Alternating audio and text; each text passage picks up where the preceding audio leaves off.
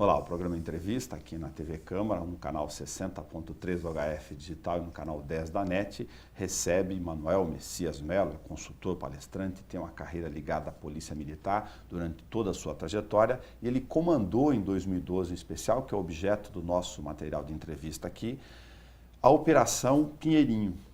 A história real da reintegração de posse, que envolveu mais de 2.500 homens, envolveu um planejamento estratégico e ficou tão demarcado do ponto de vista da complexidade do ato que ele transformou em livro, e a ideia com você é compartilhar esse planejamento estratégico de como uma operação de porte como essa de abrangência, que envolve fatores de direitos humanos, fatores de segurança pública, obviamente das relações institucionais da Polícia Militar, do governo e de toda a comunidade naquele contorno de São José dos Campos, como se deu isso com a repercussão inerente ao tamanho da ocorrência na época. Muito obrigado por sua presença aqui conosco. Eu que agradeço a oportunidade novamente de poder falar um pouco sobre a visão estratégica de uma grande operação, a maior reintegração de posse da América Latina em área urbana. Coronel, naquele momento o senhor era comandante do Policiamento do Interior 1, envolviam 39 cidades ao redor de São José dos Campos, a sede com 4.500 homens sob o comando do senhor. Em que situação, para a gente se colocar no tempo aqui, a decisão judicial de reintegração chegou para o senhor naquela época até a gente percorrer esse caminho do planejamento estratégico até a execução? Então, como eu sempre digo, né, eu estava numa situação bastante tranquila, assumi o comando do Policiamento do Interior 1, uma grande região de São José dos Campos e mais 39 municípios, 67 bilhões de PIB, uma área altamente industrializada, tecnologia, enfim. E estávamos lá quando nós assumimos em 2009, em dezembro de 2009, nós fomos nomeados para o comando. A visão nossa era de transformar o Comando do Policiamento do Interior 1 numa certificação ISO 9001 no processo operacional, e isso estava caminhando. Quando nós chegamos em janeiro de 2011, nós realmente fomos certificados. A primeira unidade da Polícia Militar a certificar o processo operacional 190 e mais atendimento de ocorrência nas normas ISO 9001. Mas como eu brinco sempre, você fica conquistando e o planejamento andando e você fica igual um sapinho dentro da frigideira numa água morna. Tá gostoso tal. Quando foi no ano de 2011, nós já tínhamos a notícia de que havia um grande assentamento de pessoas numa área invadida, chamado Pinheirinho. Quando foi em outubro de 2011, eu recebi, então, definitivamente a ordem da juíza da 6ª Vara Civil de São José dos Campos para que apoiasse o oficial de justiça no cumprimento dessa ordem judicial de reintegração de posse. Então, aí a água ferveu e o sapinho teve que pular. Então, na verdade, desde outubro nós recebemos a ordem definitiva. A juíza já havia esgotado nos autos do processo todas as possibilidades de negociação entre as partes, de atuação do governo federal, governo estadual, enfim, não havia solução a não ser o cumprimento da ordem. Então, a partir daí, houve a necessidade de realizar um planejamento bastante profundo, porque era uma área extremamente grande. Nós estamos falando de mais de 1.300.000 metros quadrados, estamos falando em 1.400, 1.500 barracos e casas, algumas de alvenaria, estamos falando de 7.000 pessoas, né, próximo a 1.500 famílias, estamos falando de uma área, além de grande, totalmente irregular, com áreas de preservação, essas habitações toda espalhada, área circunscrita próxima a um distrito industrial e a condomínios, enfim, na área mais valorizada de São José dos Campos. Estamos falando de uma área que valia aproximadamente 180 milhões, segundo dados do próprio processo. Estamos falando de envolvimento de pessoas que já foram nomeadas na mídia por questões delituosas. A área pertencia a uma massa falida, que oriunda do senhor chamado Nagy Narras, que foi noticiário na operação da Polícia Federal Sete Agarra. Enfim, um conjunto de componentes que tornava essa ação extremamente complexa.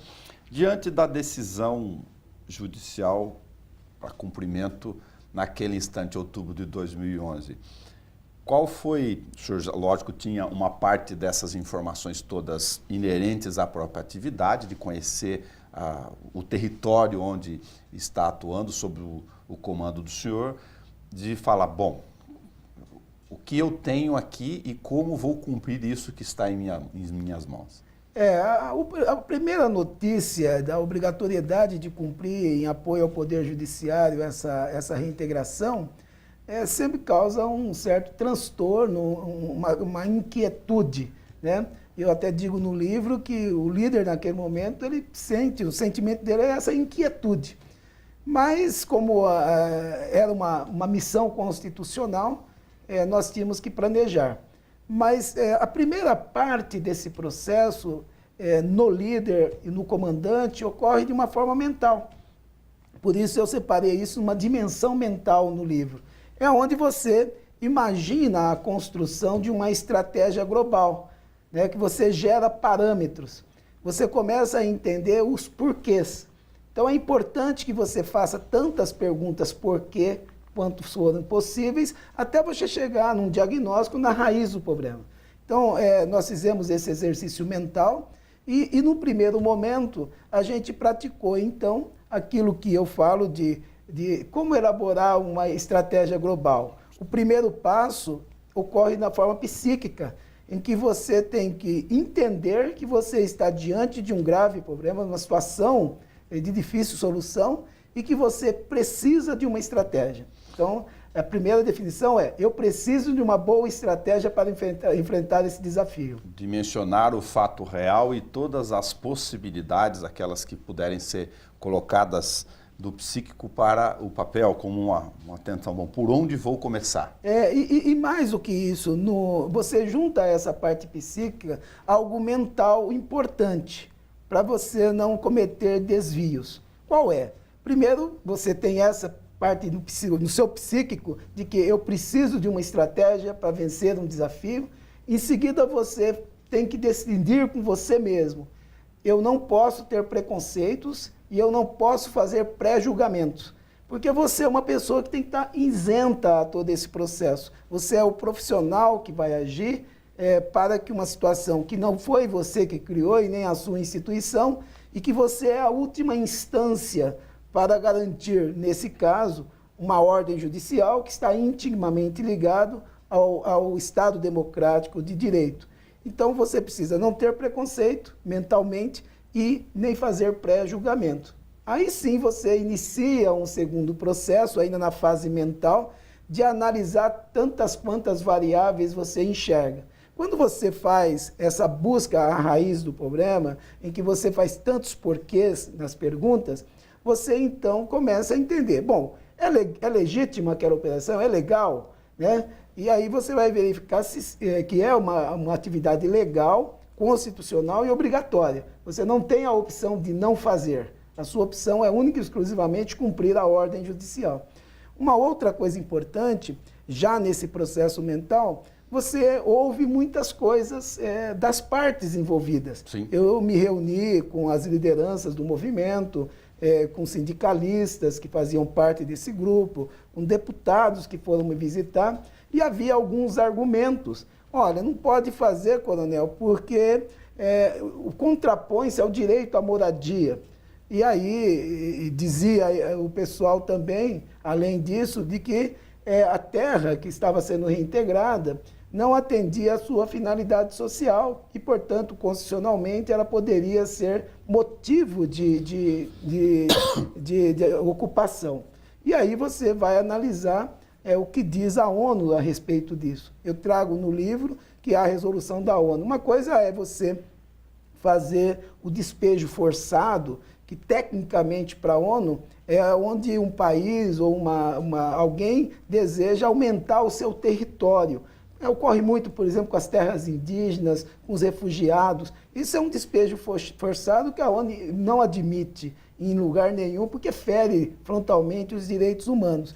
Mas, quando diz a resolução, ela diz também que nos casos de invasões e assentamentos em que a lei do país não possibilita que haja o assentamento oficial, deva-se cumprir as leis do país, ou seja, respeitar a Constituição, o Estado democrático de direito. Então, nós fizemos uma análise técnica jurídica muito forte, mentalmente, encontramos na pesquisa os argumentos que nos levavam, então, somente a partir desse momento, você parte para a última etapa dessa definição de uma estratégia global.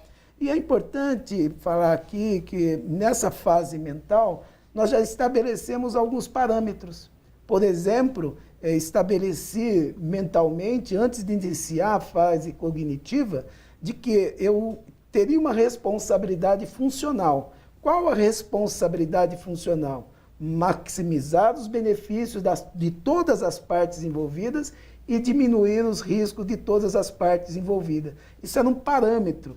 E o outro parâmetro, cumprir religiosamente, de forma inegociável, tudo aquilo que apregou a ONU no caso de uma saída involuntária. Garantir para onde ir essas pessoas, garantir apoio, suporte a essas pessoas que saíam dali e o compromisso das autoridades de que a solução definitiva posteriormente iria advir após essa posição provisória. Então, todo esse aspecto foi adotado nessa fase mental. Essa posição, do senhor, quando o senhor definiu isso como estratégia essencial, já dá por si só a dimensão para a gente aqui, tentando olhar para o horizonte, né, do fato concreto, de que ele ia, lógico, muito além de tirar alguém de um determinado território e levar eventualmente para um outro. Você tinha lá, e nós tínhamos essa preocupação desde o início, não só as pessoas, que eram mais importantes, mas você tinha o patrimônio dessas pessoas, que muito provavelmente era o único patrimônio que cada uma delas tinha. Não interessa se tem um valor muito grande Importa-se um fogão econômico, mas o valor das pessoas para aquele bem era maior do que, às vezes, uma pessoa muito bem abastada, que tem um carro muito grande, do último ano, caríssimo, porque aquilo é a única coisa que aquelas pessoas tinham. Então, cuidado com o patrimônio, cuidado com o meio ambiente. Nós tínhamos área de preservação ambiental estabelecida ali dentro, nós tínhamos os animais das pessoas, cavalo, cachorro, enfim, há um conjunto de componentes que nós tínhamos que incorporar aos cuidados para planejar a operação, pensando nas pessoas e pensando nos seus patrimônios também, além do meio ambiente. Um fator aqui para fazer registro e não contar todos os segredos do livro, mas que me chamou a curiosidade, depois desse mapeamento, enfim, psicológico, mental, cognitivo, e de estabelecer uma questão central interior para a autoridade policial e sua missão constitucional, como o senhor comentou, o senhor, no determinado momento, voltou a conversar com a juíza. Olha, isso não será possível cumprir agora, desse jeito. Então, como eu disse, em outubro nós recebemos a ordem, e eu disse, por meio do meu auxiliar, e comunicamos à juíza, que estávamos planejando a operação. E isso, obviamente, não é do dia para a noite, claro. É um movimento muito grande. E nós colocamos a ela que estávamos planejando, quando foi em dezembro, começo de dezembro, meados de dezembro de 2011 ainda, a juíza deu um checkmate, falando, olha, eu tenho que realizar em dezembro. Foi quando eu a convidei, é uma pessoa muito sensata, uma juíza muito equilibrada, e convidei a doutora para que nós pudéssemos sobrevoar a área. Eu colocamos, ela concordou com isso, eu falei, eu só gostaria que a senhora visse in loco essa área, embora não tenha essa necessidade por parte do juízo do caso, mas para a senhora entender o que nós estamos verificando aqui. E sobrevoei a área com a doutora Márcia, e ela realmente entendeu. E nessa viagem eu disse, doutora, dezembro é o mês de Natal. É o mês em que as pessoas estão com a sensibilidade aflorada para o amor. Como que pode nós cometermos nesse mês uma retirada que naturalmente vai causar um transtorno psicológico, e nós estamos tentando diminuí-lo somente e minimizar esse desconforto?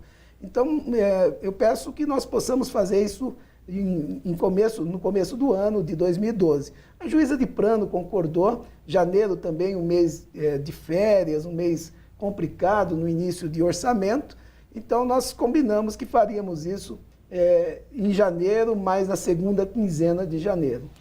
Eu vou tentar passar para as pessoas quem eram os componentes essenciais dessas 7 mil pessoas, porque tem os que estão interligados ao justo ou, no mínimo, razoável argumento de procurar um lugar, moradia, habitação, mas nessa dimensão, como é sabido nas operações leigas aqui de jornalismo dia a dia, tem outros tantos elementos, tem elementos infiltrados, tem aqueles que se aproveitam dessa estrutura, enfim, tem toda a sorte de ingredientes que fazia parte dessa busca de informação do senhor. Você tem que entender que era uma ocupação de mais de 7 anos nesse lugar, porque já é antecedente a esse lugar, já foi saído de um local e assumiram esse novo local, que é uma área muito valorizada. Mas ocorre que a região de São José dos Campos, ela é composta por um número de indústrias muito grande, de alto valor, né? Montadoras, tecnológicos, enfim. E havia um sistema sindical muito forte, ligado ao que hoje nós conhecemos como Conlutas, e que era um dos mais atuantes sindicatos do país. Esse sindicato tinha uma influência muito grande, havia uma simbiose entre o líder sindical e o próprio líder do movimento, se misturavam os advogados, enfim, e isso fez com que muitas vezes fosse usado esse pessoal que estava em busca de moradia como uma massa de manobra nos movimentos reivindicatórios junto às indústrias por meio do Conlutas. Mas isso ensejou um crescimento interno do que eles chamam de comunidade Pinheirinho. E dentro da comunidade Pinheirinho foi gerado um exército do Pinheirinho. Esse exército do Pinheirinho, com mais de 500 componentes, composto por alguns moradores, mas também por aqueles que são profissionais do ramo de agitação, vamos dizer assim. Pessoas ligadas a movimentos reivindicatórios, que nós aceitamos e entendemos, mas que receberam treinamentos que eu chamo de treinamentos paramilitares, para a prática de guerrilha urbana. E, na verdade, nós conseguimos depois detectar, e já tínhamos essa notícia, que esse exército de 500 homens, o exército do Pinheirinho, estava se armando com combustíveis, havia muito combustível para a construção de coquetéis Molotov, existia muito pneu, pneu usado, né? E existia também armas e escudos produzidos para agirem como uma tropa paramilitar de choque. Isso é um trabalho de inteligência policial preparatório aí? Olha, um pouco de inteligência, mas também, como nós vivíamos num momento no país em que essas questões, eu falo muito sobre isso, na relativização da interpretação da lei, né?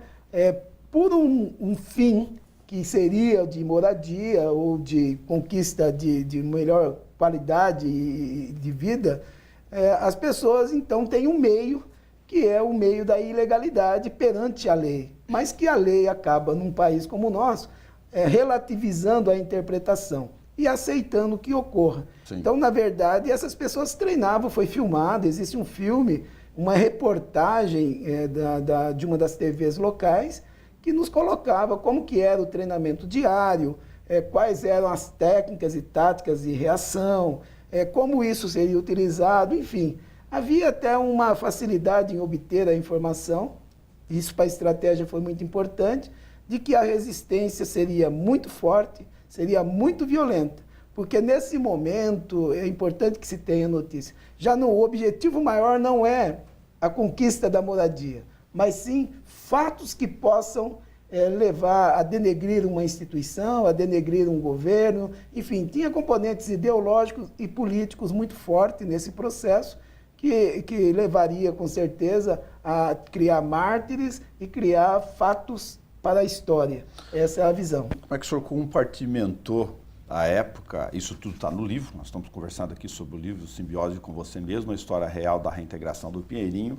Nesse momento, compartimentou esses ingredientes em níveis de importância, lógico, das possibilidades reais de um barril de pólvora aqui de um lado ser utilizado por força desses elementos e de outro lado do componente do público civil comum lá, que a boa parte eventualmente sequer tinha noção dessa dimensão.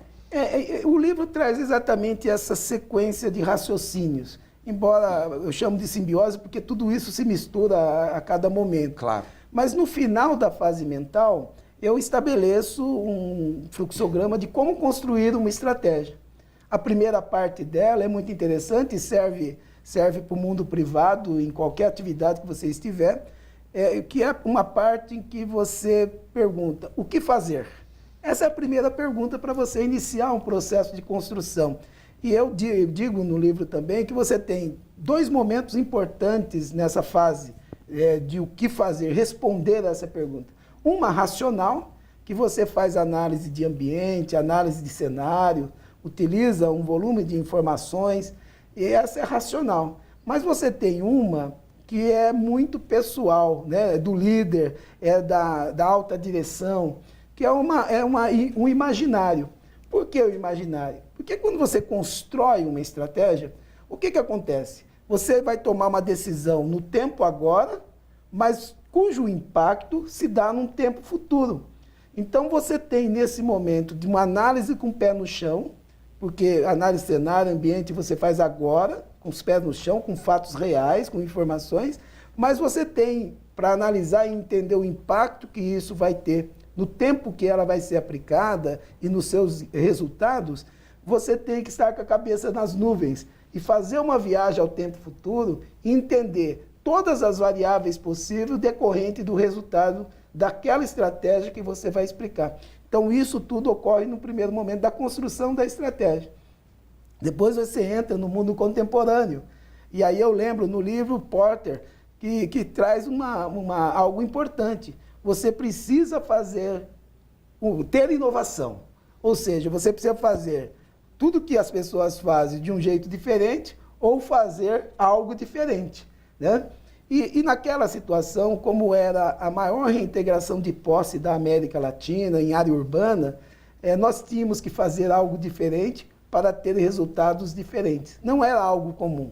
Então, nós utilizamos esse conhecimento de Porter para aplicar e fazer todo o procedimento que já existia na corporação, mas com alguns ingredientes de inovação e de forma diferente.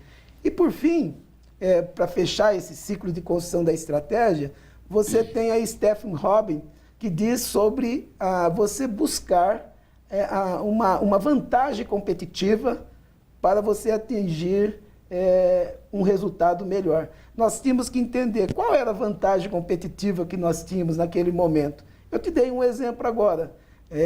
Quando a outra parte entregava a estratégia, isso era uma vantagem competitiva porque eu tinha essa capacidade de interpretar uma estratégia do outro lado. E a partir daí é o cognitivo. Mas se, lógico, esses sistemas de separação de preparos não tivessem bem hierarquizados nesse tempo, o produto final o resultado poderia ser completamente diferente. Sem dúvida. Você me perguntou, então, como enfrentou isso, né? Feito todo esse raciocínio mental, você parte para o conhecimento, que é o cognitivo. E o cognitivo, o grande sucesso da operação, realizar um planejamento estratégico para enfrentar uma situação de desafio. E aí entra o conhecimento técnico, o conhecimento de gestão, de administração, de liderança, enfim, todo um processo de construção de um planejamento estratégico que você usa em qualquer lugar do mundo, né? E nós usamos nessa operação especificamente. Vamos tentar lembrar de alguns dados aqui para as pessoas irem entrando no âmago do dia D, enfim, da operação, com outros ingredientes que a gente vai compartimentando ao longo da nossa conversa. Quantos homens, viaturas, estruturas, inclusive de outras organizações, porque não era só ir lá fazer estratégia operacional, a gente vai falar dessa, e executar a ordem em si, era de levar essas pessoas, fora a questão do eventual conflito em si. Primeiro, que ações puderam ser realizadas ou não para tirar esse poder de fogo, entre aspas, de quem estava lá? Então, veja bem, você fala dos números, né? Nós utilizamos nessa operação 2.000 homens, né? Mas fora os 2.000 homens policiais militares, envolvendo as áreas específicas, a minha própria área, o choque, que é uma força de contenção, o corpo de bombeiros para apagar incêndios, a ambiental para cuidar dos animais e da parte ambiental, a polícia rodoviária, porque haviam circundando a área 2 rodovias, uma federal, uma estadual. Então, todo esse conjunto de forças para que nós pudéssemos realizar a operação. 2.000 homens.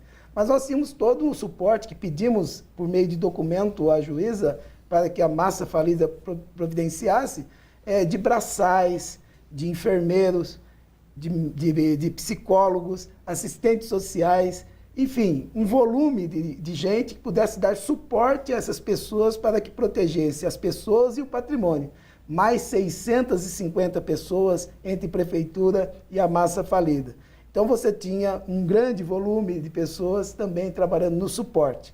Então veja que, girando em torno desse processo, quase 3.000 pessoas diretamente, né? Se considerar aí jornalistas, enfim, nós convidamos para dar transparência à operação promotores, OAB, próprio jornalismo, convidamos a Secretaria de Direitos Humanos, enfim, um conjunto de pessoas que pudesse nos apoiar na transparência da nossa ação.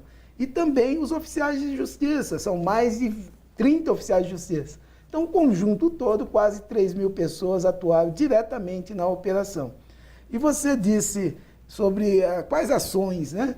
Primeiro que nós realizamos um planejamento, e esse planejamento é que ditou todas as ações que seriam realizadas. E aí nós entramos na fase da execução. E na execução você tem uma fase pré-executória, o ciclo da execução pré-executória, uma fase da execução propriamente dita e uma fase posterior à execução. Tudo dentro do que foi planejado. Claro. E nessa fase de pré-execução, nós tivemos algumas ações interessantes. Primeiro que nós tivemos que comunicar às pessoas que havia uma ordem judicial.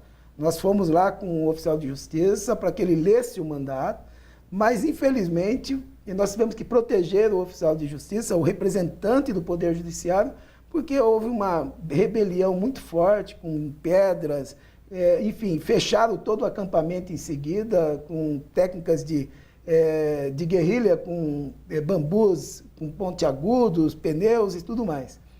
E depois nós fizemos um segundo momento.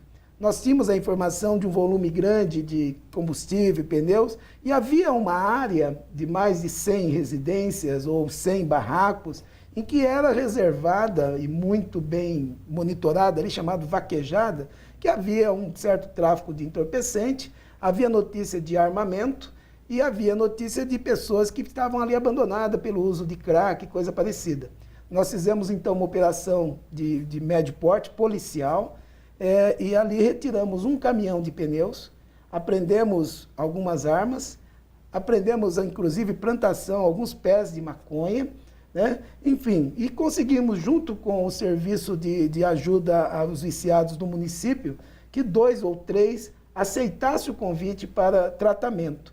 Então foi uma operação policial, que nós chamamos de Cone Leste Paulista, na minha região, e que conseguiu, de plano, já retirar um maior risco daquela área que era de maior risco à nossa atuação. Entendi. Então, essa é pré-operação. Claro. Né? Logo em seguida, nós tivemos um momento em que, com o helicóptero, jogamos lá 5.000 panfletos, conclamando as pessoas a saírem daquele local para cumprimento da ordem judicial, e que nós estaríamos ali para proteger as pessoas que estavam no acampamento. Então, essa foi uma fase pré-executória muito interessante. Só que ela teve um resultado adverso, porque aflorou ainda mais o senso, o ânimo de resistir, a forma de resistir e as ameaças da forma que ia ser dado aquela resistência se a atuação do Poder Judiciário fosse executada.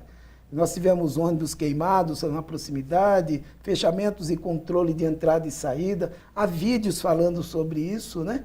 Então, foi se agravando a situação.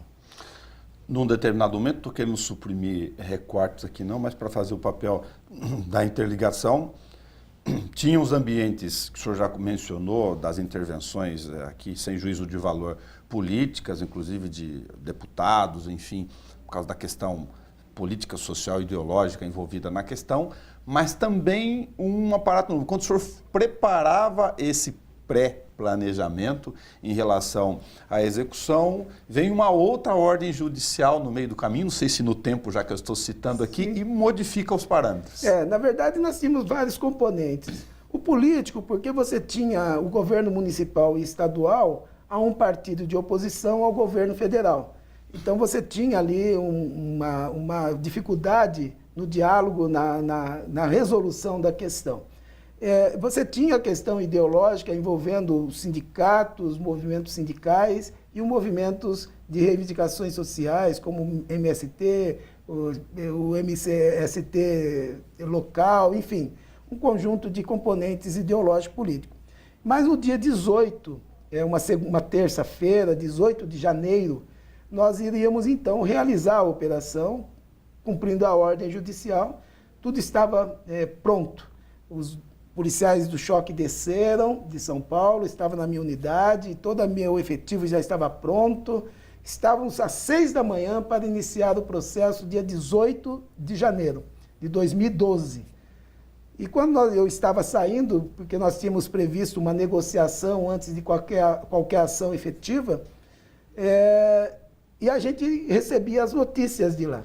Mas eu recebi uma ordem judicial da juíza substituta da Vara Federal, proibindo a Polícia Militar, a Polícia Civil, a Guarda Municipal a cumprir a ordem judicial estadual. Isso era, a princípio, um conflito positivo de competência, que, para mim, claramente, pela minha formação jurídica, era indevida, porque a União não tinha interesse jurídico na causa.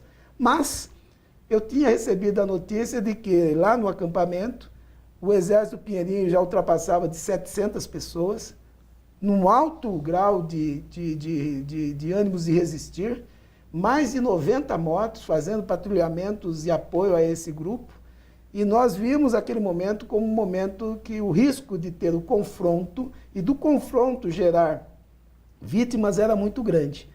Então, eu, mais sensatamente, dei a vazão à ordem que veio da Justiça Federal, comuniquei à juíza estadual que eu estava suspendendo a operação até a definição do conflito de competência. A juíza estadual falou: coronel, eu respeito, mas não tenho motivo por quê. Eu falei: doutora, enquanto isso não for resolvido na esfera comum entre as duas justiças, que é o Superior Tribunal de Justiça, eu não vou realizar essa ordem, porque eu tenho duas ordens conflitantes. Claro. E realmente recolhemos todo mundo e tal. Mas eu sabia que isso ia reverter quase que imediatamente. Quando foi no início do expediente, já forense, no período da tarde, o juiz titular da Vara Federal, ele derrubou a liminar exatamente pelos argumentos que nós tínhamos apresentado. A União não tem interesse jurídico na causa. Quem está nos acompanhando já deve estar pensando a essa altura o seguinte: com todos esses componentes, como é que o senhor tratava e resguardava o fator surpresa? Porque numa determinada dimensão ele era fundamental, os segredos inerentes à necessidade dessas ações. Inclusive a gente vai dar alguns exemplos operacionais dela no fato em si. Realmente, nessa primeira tentativa nós ainda estávamos no sentido de processo de negociação para tentativa, e era uma das nossas decisões, de saída voluntária, sem intervenção da corporação, para que o Poder Judiciário pudesse atuar. Mas nós sabíamos que era muito difícil isso acontecer. Mas, de sorte, nós estávamos cumprindo o que foi planejado. Claro. Mas você perguntou sobre essa questão do fator surpresa. Esse é um processo decisório seguinte, e que eu explico na fase de execução. Como eu dizia, no dia seguinte, no mesmo dia, à tarde, o juiz derrubou essa liminar e a juíza estadual questionou o presidente do Tribunal de Justiça, dizendo: a minha ordem da Justiça Estadual não está sendo cumprida por uma intervenção da Justiça Federal indevida, porque não havia interesse jurídico. O que o tribunal vai fazer? E o tribunal fez. O presidente do Tribunal de Justiça de São Paulo foi ao governador e solicitou, requereu ao governador a força policial, nos termos da Constituição, para que a ordem judicial paulista fosse cumprida. Era o Tâmara, doutor Tâmara. Não, doutor Ivan Sartori. Ivan Sartori. Okay, desculpa. Então, o doutor Sartori tomou essa atitude, comunicou à juíza por escrito e também comunicou o comando da corporação. E disse: nós iremos mandar um juiz acompanhar o comandante da operação. A esfera já passou para outra dimensão do ponto de vista jurídico, inclusive. O próprio presidente do tribunal depois publicou na página do tribunal dizendo: essa operação é de toda a responsabilidade do presidente do Tribunal de Justiça de São Paulo. Esse era o ponto. Mas caminhou, a outra área federal caminhou. E subiu isso ao TRF, e um desembargador do TRF, ele reergueu a liminar concedida pela juíza de plantão. Então, nós tínhamos um novo momento em que havia uma ordem da Justiça Federal para não fazer e uma determinação da Justiça Estadual pelo presidente do tribunal: faça, e eu sou o comandante dela. Esse era o quadro. E aí eu aproveito no livro, embora tivesse outros momentos, mas nesse especificamente, eu trago um processo de tomada de decisão, que você utiliza em qualquer atividade que você tiver. O processo de tomada de decisão, ele é multifacetado, ele tem etapas para você vencer e chegar à solução aceitável, né? Então, eu explico no livro como que isso é feito e como eu utilizei isso para a tomada dessa decisão. Porque na quarta-feira, dia 19, eu recebi em meu gabinete o secretário da Segurança Pública de São Paulo, dizendo exatamente, comunicando: precisamos realizar por ordem do presidente do Tribunal de Justiça de São Paulo essa operação.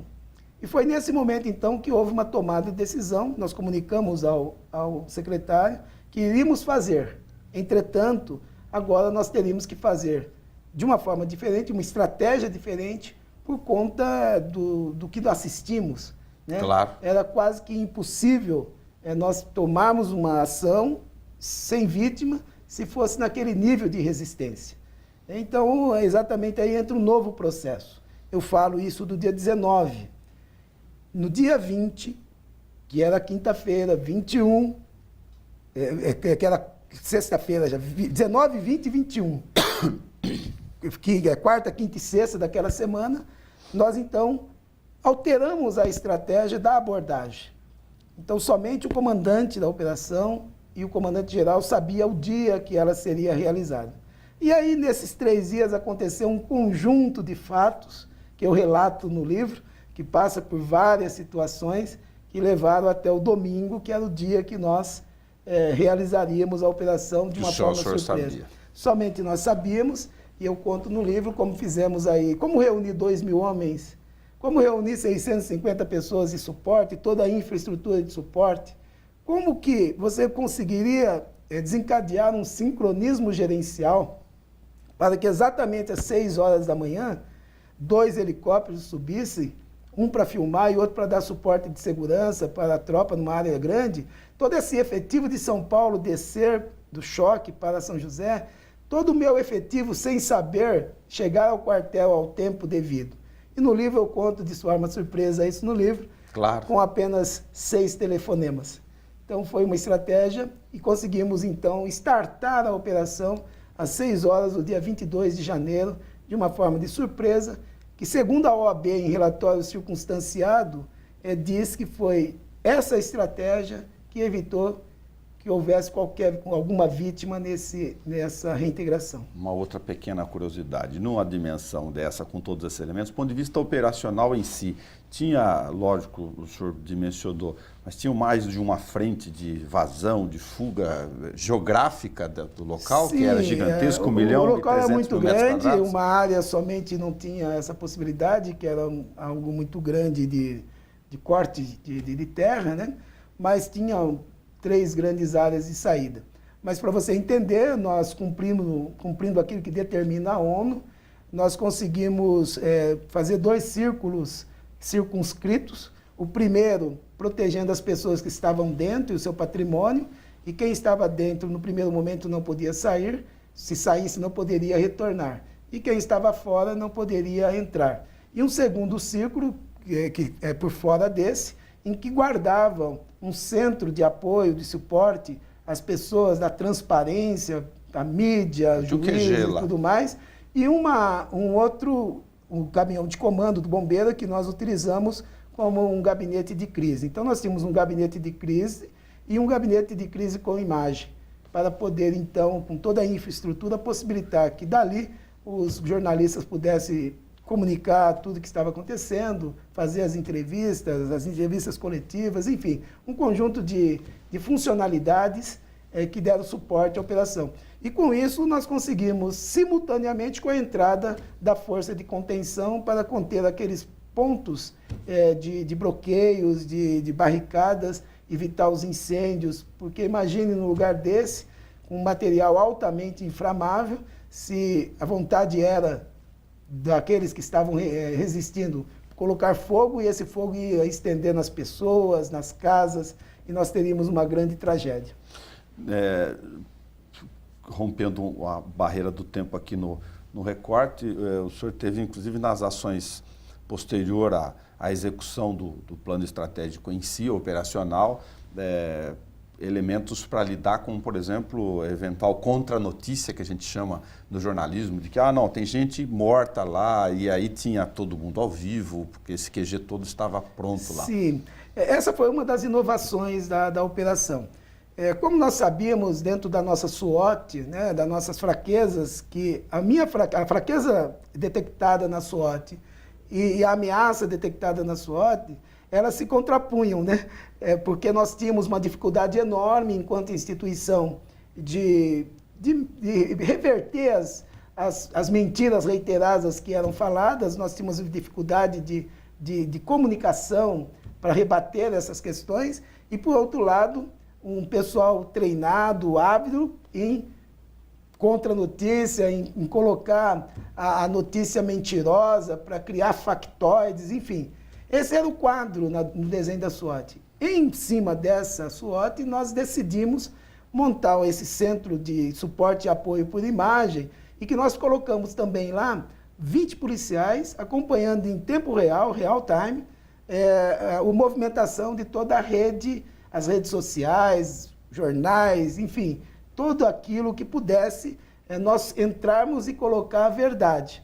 E numa dessas, isso nos foi muito favorável, a empresa do governo federal de TV Brasil, ela, acreditando num advogado que se titulava falando em nome da OAB, mas na verdade era advogado do movimento social, disse que havia muitas mortes, inclusive um senhor chamado Ivo, e eles iam localizar o corpo.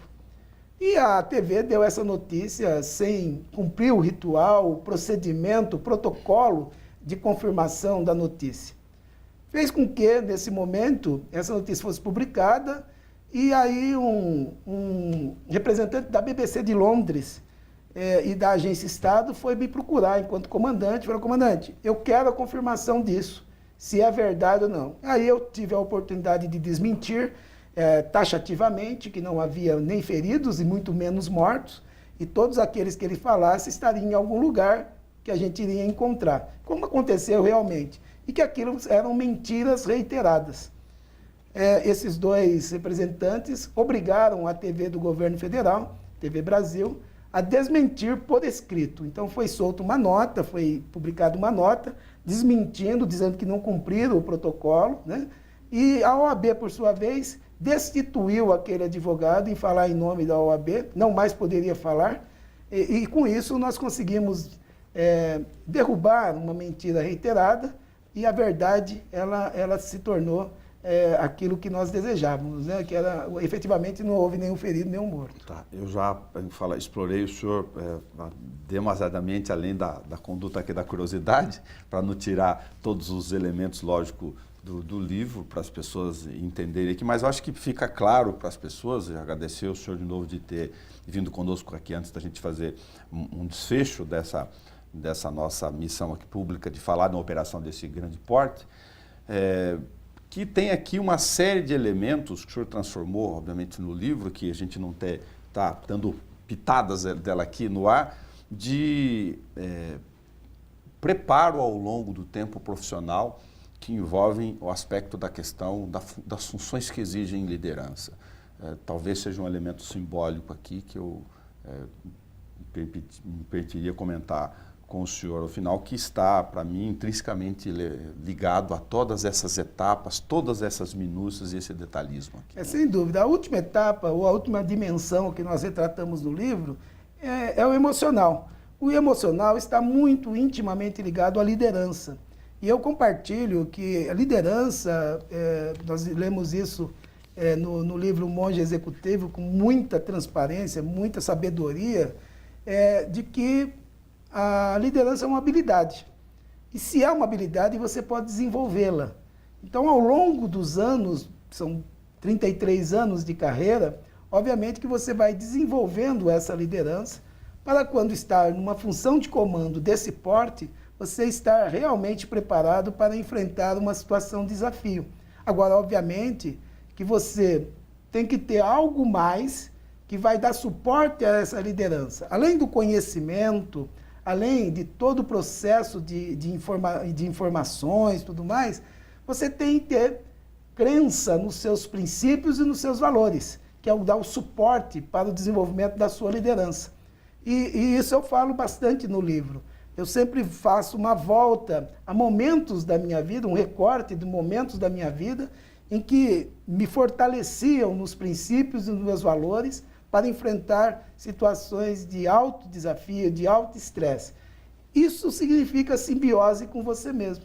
O momento em que você viaja pelo conhecimento, no seu aspecto mental, psíquico, no seu emocional, buscando as forças no seu interior para enfrentar um desafio que é comum na nossa vida, na vida de todas as pessoas. Muito obrigado por ter, como digo aqui, avançado conosco em detalhes do ponto de vista do livro. Afinal, tem a obra aqui disponível para as pessoas poderem conhecer essas outras frentes de vertentes de conteúdos e ter vindo conosco aqui, retornado à TV Câmara para desempenhar esse papel conosco. Eu agradeço a oportunidade, espero que as pessoas gostem do livro. Já está disponível nas livrarias de Bauru e em todos os sites aí referente a ele. Eu acho que a história é importante, é muito atual, porque eu até tenho uma palestra que eu coloco exatamente isso. A estratégia é o caminho. E eu brinco com as empresas. O 4.0 está aí. Não há caminho novo, não há futuro se você não aprender a construir uma estratégia. Eu acho que esse é o fato. Muito obrigado ao Coronel Manuel Messias Melo. Simbiose com você mesmo, a história real da reintegração do Pinheirinho. E você que nos acompanha na TV Câmara, você tem acesso a esse vídeo na íntegra, na página da TV Câmara no YouTube. Até o nosso próximo encontro.